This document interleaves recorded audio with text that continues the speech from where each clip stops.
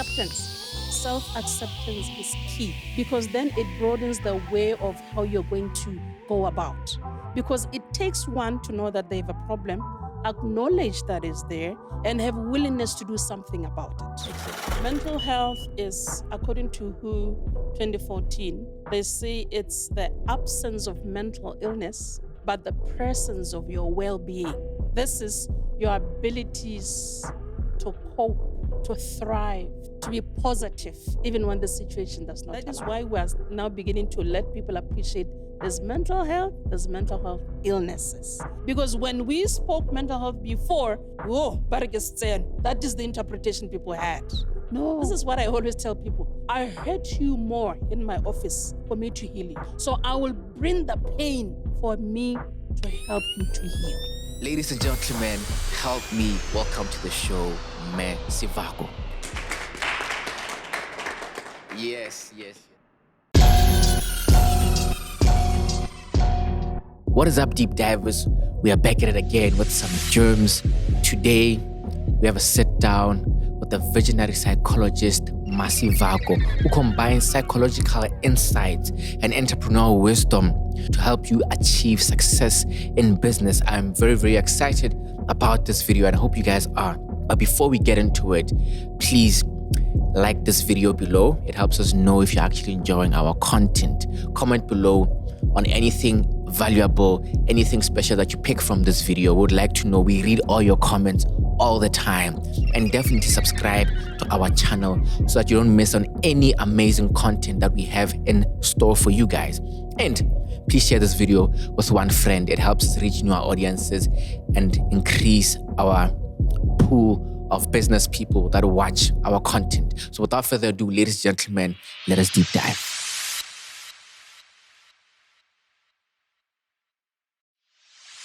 Yeah, let's now get into mental health.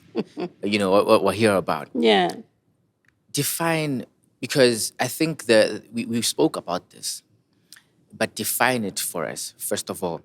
What is, because people, I feel, misconstrue mental health and mental illness. Yes, because there's a difference there. What is that difference?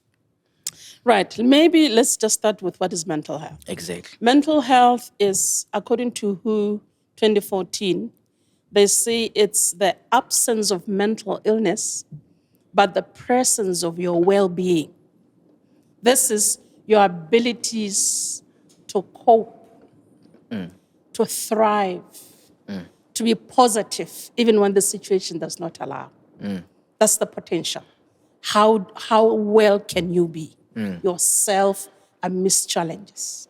Now, mental health illnesses, these are therefore what we would diagnose because we are seeing that you are not functioning well, you are not yourself when it comes to social life, into work, into many other aspects of your life. And you're presenting with some symptoms that then the medical doctors would say, we see that you are presenting this physiologically, but we believe there could be some other underlying effects. And then they would send you to us, where then we will do some tests. Just like the medical people run tests, mental health practitioners also do tests. We do psychometric tests, we do standardized tests, we do personality tests that will then eventually tell us whether you have issues with mood disorders like maybe bipolar, OCD, or you have got anxiety issues, depression, and all those. So there is a difference between being unable, you have the absence of mental health, but you are able to potentially thrive amidst challenge with this mental health, or you have the illness itself. Or you have the illness itself. Right. Okay, so what are these signs that we have to look out for? If I'm an entrepreneur right now, especially talking about entrepreneurs, we embody a lot of hustle, we embody a lot of hard work, sleepless nights, all these things. It's the character of an entrepreneur. And what are the signs that, first of all, we have to look out for? For somebody who might be thinking, I don't think I'm doing okay. What should they do? Should they take these tests? What's the first step for them?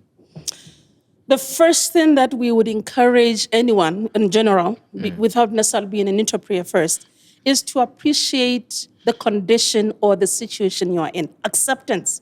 Self-acceptance is key because then it broadens the way of how you're going to go about. Because it takes one to know that they have a problem, acknowledge that it's there, and have willingness to do something about it. And then it will take 3 adjectives: willingness, determination, and, just allowing yourself that I'm going to do this despite. And calling out for help. A lot of us, we would, cover it with, being extra in everything that we do. When you come in the room, you're locked out the room because you are known to be this, noisy person. You are known to be this party, animal who is able to, resurrect things, turn things into whatever. Or because you are known to be a superhero. What we present as if we are superheroes. When somebody has a challenge somewhere, you dive into that and you don't take care of yourself. Now, unfortunately, it has been a trend, or we have been observing that entrepreneurs in Botswana, or even in the neighboring countries, there's a lot of suicide around them. And this gave me an idea of maybe I need to do some research around that towards maybe in Botswana, what is our problem?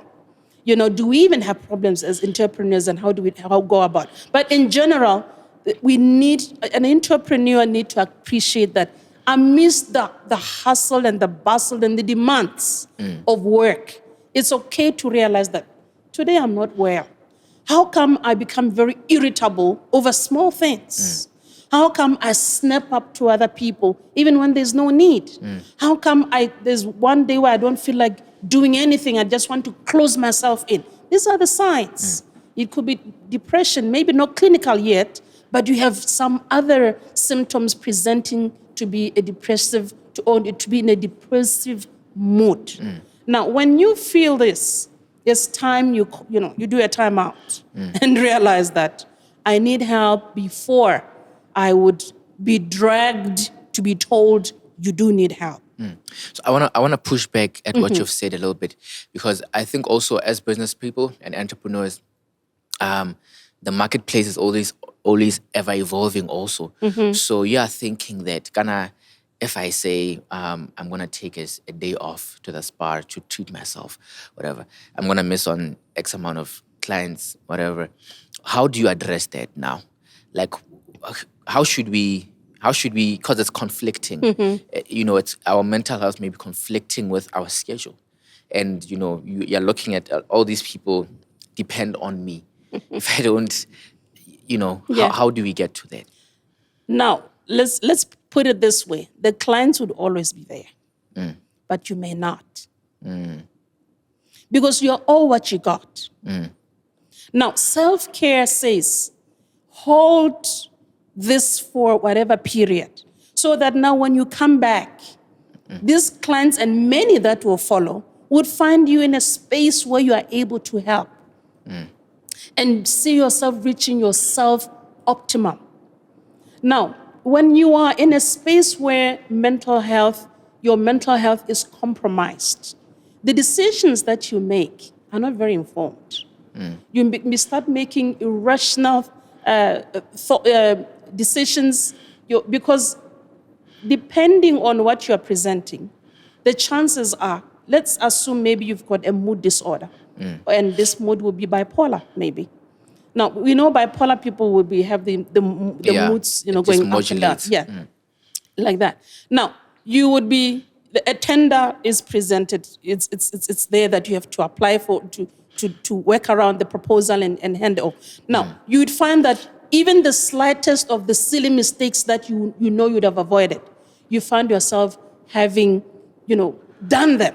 And if you were to pull back, you realize that if I was okay, I wouldn't have done it, because you know what you're capable of doing. But you find you're blundering in very, obvious things. Yeah. And you then lose out on this, tender that was probably meant to be yours, but because you couldn't appreciate and accept the fact that you are in trouble and you need help. So I always say to my fellow entrepreneurs, take a time out. My kids know I have, in my bedroom, I have very thick curtains. I just go in my house, close them, make the room dark, switch off my mobile phone, tell them, don't come to mom's room until I give a signal. Then I sleep. I sleep. And I tell my counselors, don't book clients for me today. I am off. It's a timeout for me. And when I come back, I'm rejuvenated. I'm able now to address the issues that I've been probably not being able to deal with them very well in the counseling room. Or better still, even in managing the business itself. So it's important that we do self-care. Sometimes going to the spas, give yourself a treat. Remember, you are a young person or that girl, that boy growing tall. So there'll still be some yearning inside of you that needs to be filled. So if you avoid them, the void, this emptiness will always be there. And then unfortunately, if you don't address it, you will get to compensate it with things like substance, thinking if I run to use of marijuana or I drink alcohol, I'll be okay. Unfortunately, you'll be tipsy for a moment, and that thing that you are taking wears off, but the problem remains. So you have not really done anything. If anything, you have just exacerbated the problem by taking maybe a drug or a drink thinking you are dealing with the issue. Then how then do we build this awareness for ourselves? How then do I get to realize, okay, I'm not fine? Because I think a lot of us may not even have awareness. We are just like, no, that was just a bad day, whatever. We don't even know the details as to what caused that, what triggered us, blah, blah, blah. How then do we build that awareness for ourselves? Right. It's important to know who you are. A lot of us don't know ourselves, sadly. When I ask you, Mr. Mutaurura, who are you? You start telling me I'm Mutaurura from whatever. That's not what I'm looking for. What I'm asking you is, when I see you, what are you selling to me? Do I see somebody presenting like he's a lion and yet there's a cat? Because we do have that side. Or you're supposed to be presenting as a lion, but you're a cat. So what makes you, and in self-awareness, we talk about emotional intelligence, you talk about social, the ability to socialize with other people. How do you respond when things, when somebody says something to you or that tender fails, how do you take it? Do you go and bury yourself up and beat yourself up and call yourself names? Because we do have people who do that to themselves, unfortunately. Or you say, you know what? I missed it because I didn't do this and that right. Next time, I'll work on it. Now, knowing and understanding your emotional intelligence, how well do you behave in what situations? Or how do you not behave? When somebody How well comes, do I behave in what situations? In what situations? Stressful, peaceful. Exactly. Okay. Because situations don't necessarily have to be bad for us to see how you behave. We put $1 million in your account, we would know who you are by just that million. Yes. So, and that's a good stressor. So when the stress is either good or bad, how do you handle yourself? It's very, very important. What makes you tick? Some of us here are moving around as time bombs. We are bombs ready to explode. One mistake, boom. And people are like, we don't know him like that. It's because they also don't know themselves. And we have a lot of people who are running businesses out there who have zero understanding of who they are. What's the step now to getting to know ourselves deeply? Come to us. We have tests we give. Yes. That will help you to understand who you are. We have... It is time that every profession under the sun would appreciate that therapy is key. And you don't come only when you are breaking down. We would want you, in as much as you take your car to motor center, not because it's not working. You are saying, you're servicing. Aid it so that it will work until for whatever period. And we are saying it's time that each and every one of us has a personal therapist who once in a while you bounce ideas with them. I'm feeling this, what is your take? And then we are able to say, probably this is coming. How are you dealing with this? So in that way, you have somebody who walks the journey with you. So the space of mental health, You cannot do it on your own. You would always need somebody to hold your hand and say, this direction, I believe you're headed right, in the right way. Okay. And who would say to you, beware of this. I'm seeing you presenting with this. Can we work around that? So it is wise that mental health really be taken into consideration for every profession. Because Mutaura, when you're not okay, you can't sit there and be asking me questions. Definitely. No. Definitely. I'm okay, guys. The bankers here, if you stand big, they cannot disburse monies when they're not in the right mind. Even the men working out on the streets, if they're not okay, they'll make mistakes. Therapies are very, very important. Why is there stigma around mental health? Good question. Unfortunately, that is why we are now beginning to let people appreciate there's mental health, there's mental health illnesses. Because when we spoke mental health before, that is the interpretation people had. Yeah. No, that's not it. Yeah. Even if we're saying mental health illnesses does not mean There are many disorders that we have out there that do not necessarily have to do with how you would behave until you are told that's the word that they use, unfortunately, which is very discriminating.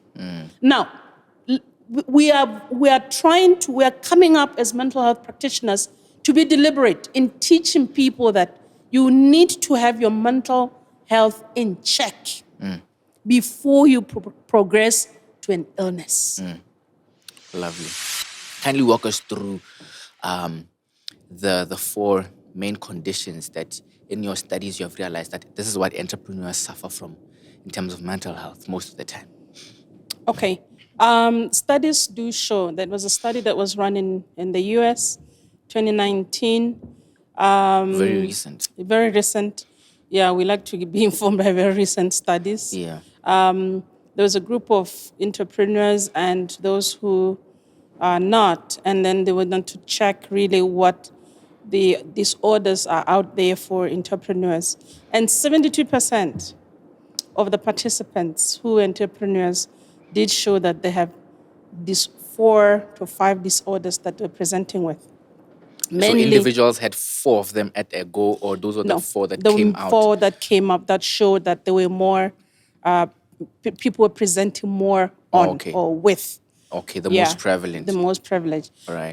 In that type of, on the population they had. All right. Yeah. Autism, ADHD, there's OCD, there was substance use, and the other one, I'm having a mental block. I think I'm still trying to recap from what we just talked about. Yes. Yeah.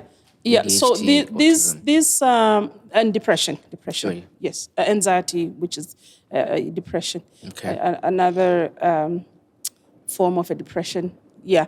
Now, these are, we need to understand that they were trying to understand whether before they were entrepreneurs, did they still have the condition or it presented while they were there?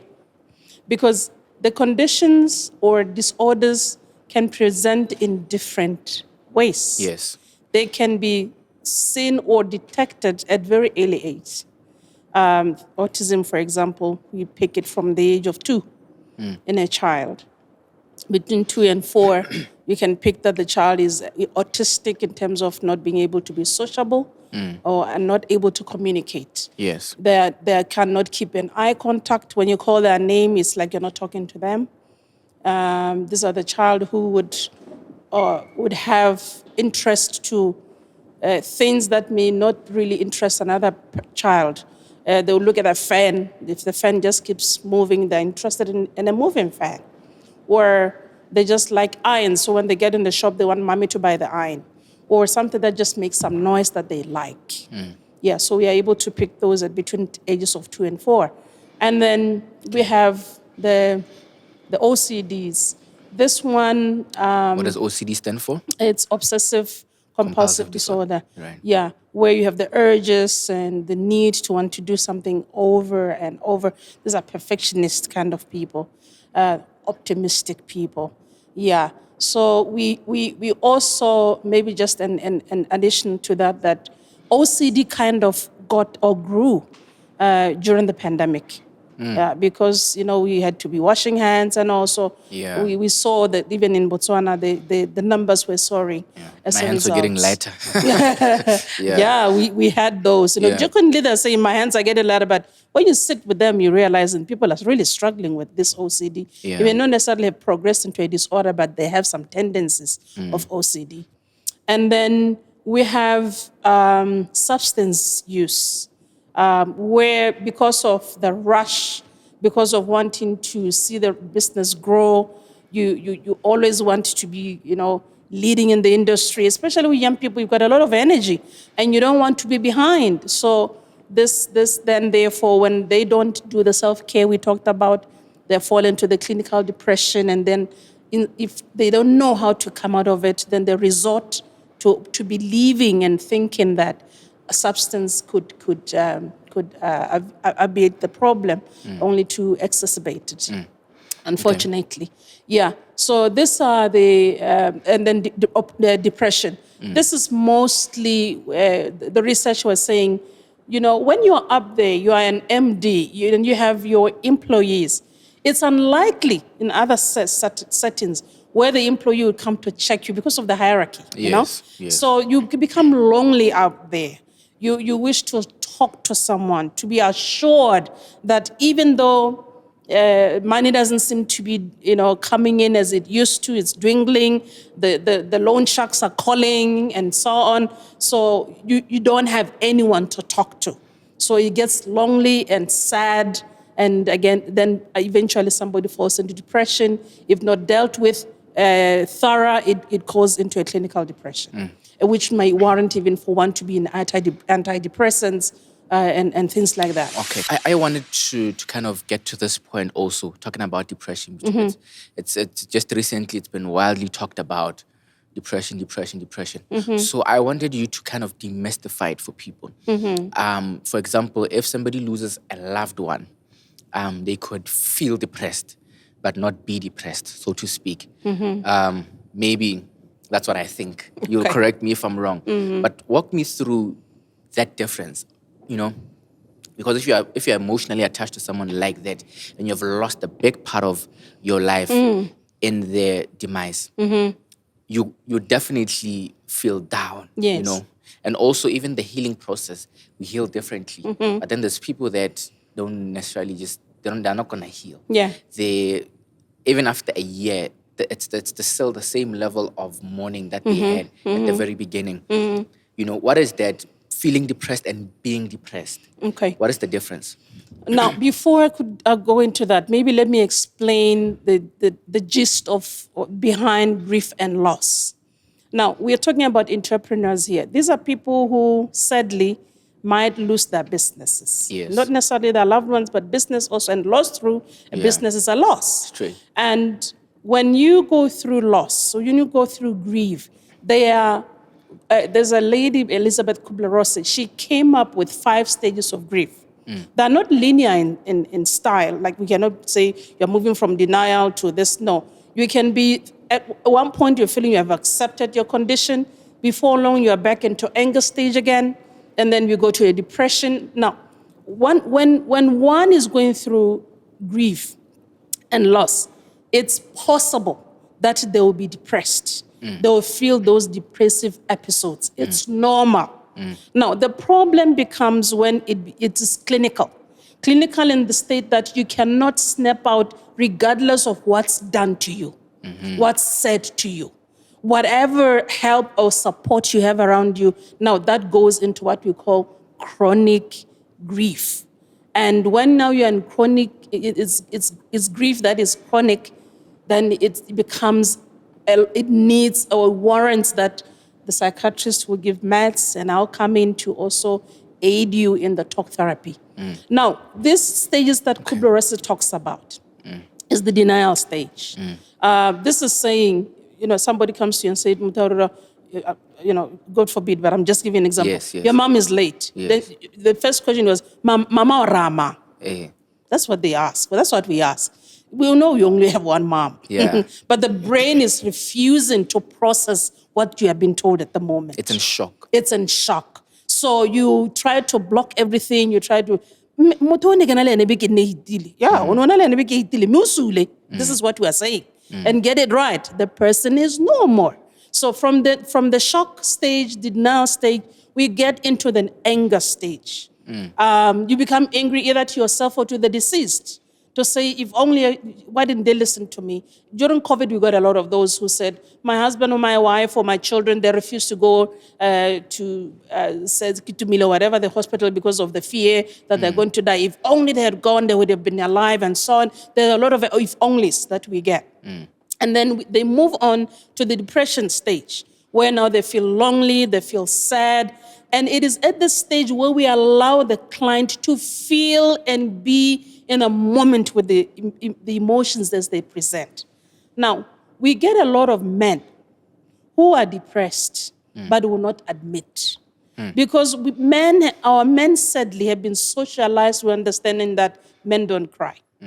Now, this is how, for Christians, when I believe Botswana would appreciate what I'll be saying, we have a God who is very smart. This is what he would do to make us different. The females do have the female reproductive system. They can give birth. The males don't have. And there's a reason why God didn't give us. But look at God. He gave all of us, you and me, tear ducts. They're meant for crying. It's okay to let the tears fall. God would not have given men tear ducts if he didn't want them to cry. So this notion of telling a boy child that they shouldn't cry, it's crap. Allow me to use the lingo. Yes. Because it has now put this man child. And if you were to go around and ask for these perpetrators when it comes to GBVs and all, sadly, this is a boy child who grew up with a lot of suppressed emotions. And unfortunately in our system, in our country, we have programs meant for the girl child and not the boy child, who ends up being the perpetrator. Yes. So we're not really helping the situation, as it were. Yeah. So we need a system or some programs that we become very deliberate in addressing our male child and letting them know that it's okay to cry. So when men come to my office and they want to hold back, I tell them, you are not going to hold back in my office. Just break down and cry. If you come and sit in my office and cry for an hour and you pay me for sitting in that hour and crying, I'm okay with it. I will allow you to. Because after this, you will feel a lot better. The burdens will be a little lighter because now you have let go of all these things that have been on your chest and your mind, holding on for too long. Now, from the depression stage, we go to bargaining, how if only God, you could bring them back, before long, I would love them more, or I would do this to them, and I'll do that. So we move to a bargaining stage. Okay. And then eventually it's acceptance. But like I'm saying, this is not linear in nature, where you say, okay, from denial is this. You can be back and forth in one stage, be in one for a longer time, and then hop back into another one. Okay. Yeah. As entrepreneurs or anybody, I think all of us want peak performance. We want to perform at a high level. And a lot of that deals with our thoughts and how we're thinking, our beliefs, the mind, the health of our minds. So are there any tips that maybe you give to your clients or people who want to then perform at an extra, who want that extra level to perform higher? What would you say? There are about 4 things that I'll talk about. You would not be able to see yourself excel and reach high when you are deciding to be an individualistic. When you are not cognizant of wanting support from other people. Right. They tell you 2 months are better than 1. So it is not saying when you're coming to me to say, I'm seeing this and I feel like this. What's your take? And Botswana people, they want to ride solo. A lot of us, because of a lot of competition and pressure out there, we want solo rides. To some degree, it could be okay. To some extent, it could be challenging. So it is always wise to go seek for social support. And there's an African proverb that says, if you want to go fast, go alone. If you want to go far, go together. Thank you. So there's that. So it is okay. And I want the entrepreneurs to know that it is okay to ask for support, to seek for support. So that when Basotho have a very beautiful proverb, they say, you know, when you're taking the literal sense of looking at the gun and you pull the trigger, you're pulling that thing so that when the bullet comes out, It shoots. It shoots. So you cannot only just always be shooting alone. Ask, bounce ideas with people, and you would hear that this is the networking that you guys have come up with to say, when you are here, you begin to think, I've been doing things this way. Yes. It looks like it's better done this way. Yes. And then professional help is very, very key. Yes. Attending the likes of what we're hearing in Kebbi, we'll be calling people out to talk to them. So when you sit with the intellectuals, you're able to sup some things out of them. And that helps you to grow as an individual.